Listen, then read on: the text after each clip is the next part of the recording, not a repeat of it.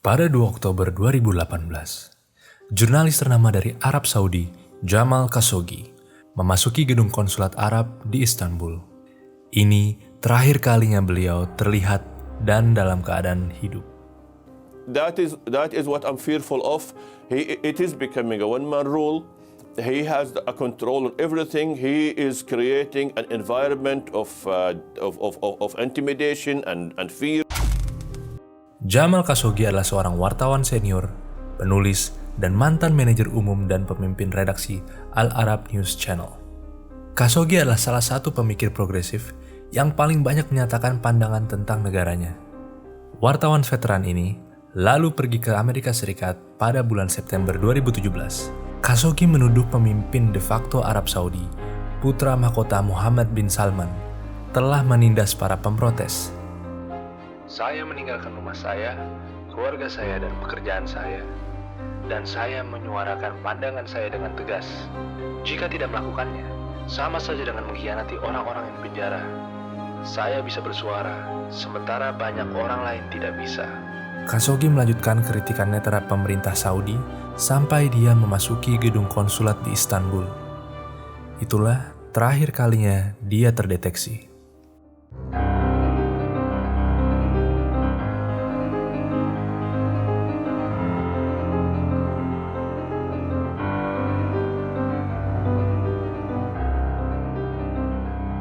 Pada 2 Oktober 2018, pukul 1 siang, Jamal Khashoggi memasuki konsulat Arab di Turki untuk mengurus dokumen pernikahan dengan tunangannya, Hatice Cengiz, yang menunggu di luar ruangan. Cengiz memegang 2 ponsel Khashoggi. Namun, ia tidak muncul kembali setelah 2 jam masuk ke dalam ruangan. Kemudian Cengiz menelpon polisi Turki untuk menyampaikan kekhawatiran tentang keamanan rekannya. Rekaman CCTV yang diambil pada pukul 17.35 waktu setempat menunjukkan dia mondar-mandir di luar konsulat dan berbicara di teleponnya. Kepolisian Turki menduga kalau wartawan sekaligus kritikus asal Arab Saudi itu menghilang 4 hari lalu dan tewas di kantor konsulat Arab Saudi di Istanbul. Sumber polisi menyebut bahwa hal ini adalah pembunuhan berencana dan mayatnya dipindahkan keluar konsulat. Polisi Turki mengatakan bahwa sehari sebelum Khashoggi masuk konsulat, terdapat 15 warga Saudi yang tiba dengan 2 jet pribadi. Mereka pun masuk konsulat pada hari yang sama dengan hilangnya wartawan itu. Di antara 15 warga Saudi itu, ada 3 orang yang sangat berperan penting dalam konspirasi pembunuhan ini. Yang pertama adalah Salah Al-Tubaigi, seorang expert dalam otopsi. Kepolisian Turki kemudian mengatakan dialah yang bertanggung jawab untuk memutilasi Khashoggi. Kedua, Mustafa Al-Madani, seorang engineer. Bisa dilihat nanti, kemiripan fisiknya dengan Khashoggi bukanlah ketidaksengajaan. Yang ketiga, Maher Mutreb. Dia adalah pemimpin dari operasi ini.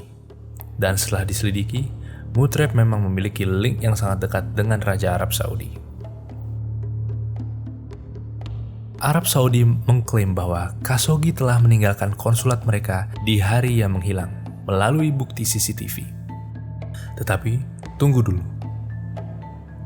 Bisa kita lihat ada sedikit kejanggalan dari kedua foto CCTV ini. Dari warna rambut yang berbeda dan juga sepatu yang digunakan juga berbeda. Di kemudian hari, terbukti bahwa ini adalah Mustafa Al-Madani, engineer yang memiliki bentuk fisik yang mirip dengan Khashoggi. Dia menyamar dan menggunakan pakaian Khashoggi untuk mengelabui kepolisian Istanbul. Stasiun TV lokal di Turki merilis rekaman CCTV yang menunjukkan Khashoggi masuk ke konsulat Arab pada pukul 13.14 waktu setempat. CCTV juga merekam adanya mobil yang masuk setelah Khashoggi memasuki gedung konsulat. Muncul spekulasi Khashoggi dibawa dalam kendaraan itu. Disiarkan juga rekaman CCTV yang menunjukkan kedatangan warga Saudi di Bandara Istanbul pada dini hari, di hari yang sama. Kepolisian Turki mengeluarkan bukti bahwa Khashoggi telah dibunuh di dalam konsulat berdasarkan rekaman suara dan video. Dari rekaman audio Khashoggi, petugas menyebut bahwa ia diinterogasi, disiksa, dibunuh, dan dimutilasi.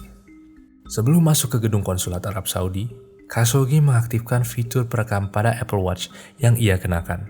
Ponsel tak ia bawa dan diserahkan kepada tunangannya Hatice Cengiz yang menunggu di luar konsulat. Jamal Khashoggi diduga dibunuh karena telah mengetahui sebuah rahasia besar negaranya sendiri. Ia diduga mengetahui Arab Saudi menggunakan senjata kimia dalam konflik di Yaman. Arab Saudi dikabarkan menggunakan peluru berisi fosfor putih produksi Amerika Serikat terhadap warga sipil dan pasukan di Yaman. Dan apabila kabar tersebut benar, akan menjadi motif yang paling kuat dalam pembunuhannya. Transkrip penyadapan pembunuhan Khashoggi menampilkan kata-kata terakhir Khashoggi di detik-detik ia dibunuh. Prosesnya terjadi dalam waktu yang sangat singkat, yakni 7 menit. Saat itu Hatice Cengiz, calon istrinya, menunggu Khashoggi yang mengurus surat pernikahannya di dalam konsulat Saudi di Istanbul. Rekamannya diduga terekam dari Apple Watch yang sedang dipakai Khashoggi saat kejadian. Filenya pun terunggah secara otomatis melalui iCloud dan tersimpan di iPhone milik Khashoggi yang masih dipegang oleh Hatice Cengiz. Salah satu suara yang teridentifikasi adalah Maher Abdulaziz Mutrab. Akhirnya kau datang juga. Kata pria yang diduga Mutrab itu. Kemudian Khashoggi menuturkan, Kau tidak bisa melakukan ini. Orang-orang menunggu di luar. dalam transkrip terjadi kebisingan dan Khashoggi diduga dicekik. Inilah kata-kata terakhir Khashoggi di dalam transkrip tersebut. Saya tidak bisa nafas. Saya tidak bisa nafas. Saya tidak bisa nafas.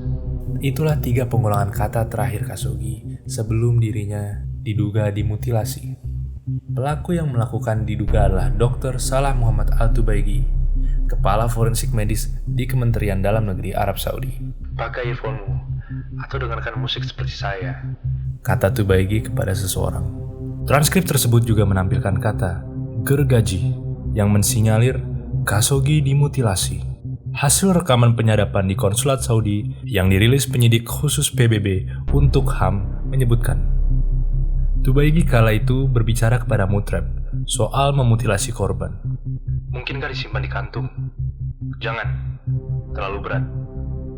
Mudah saja, sendi-sendi akan dipisahkan, bukan masalah. Tubuhnya besar, saya akan memotongnya di lantai. Jika kita menggunakan kantung plastik dan memotong-motongnya jadi beberapa bagian, maka akan selesai. Kita akan membungkusnya satu persatu. Kata Tubaigi lagi. Dalam percakapan lainnya, Mutrab bertanya, apakah hewan kurban telah datang? Dilihat dari konteksnya, hal ini diduga merujuk kepada Khashoggi. Suara bising yang ditangkap dari transkrip diduga adalah penolakan dan perlawanan Khashoggi. Pelaku lalu membius Khashoggi dan membunuhnya dengan kantung plastik. Tubuhnya dimutilasi dan dikeluarkan dari gedung konsulat. Setelah berhasil mengidentifikasi dan menangkap para pelaku, pada hari Senin tanggal 23 Desember 2018, Pengadilan Arab Saudi memvonis mati 5 dari 11 terdakwa. Sementara 3 pelaku lainnya dihukum 24 tahun penjara. Dan 3 orang lagi dibebaskan karena kurangnya bukti. Itulah kisah misteri pembunuhan dari reporter ternama Jamal Khashoggi. Cantumkan pendapat kalian di kolom komentar di bawah. Salam mencekam dan misteri.